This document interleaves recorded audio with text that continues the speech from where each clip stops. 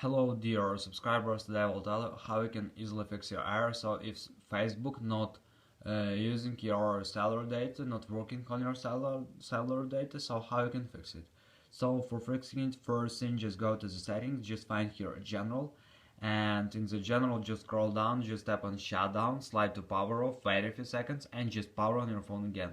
So just simple restart your phone, and if it doesn't help you can also try another way.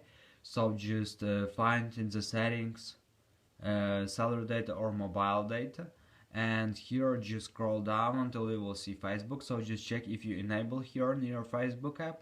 If you not enable, just enable it, and now you can use your cellular data on your Facebook. So you just allow using cellular data on your Facebook app. So this is the way how you can do it. So thanks for watching, have a nice day, subscribe to my channel, click like, and goodbye.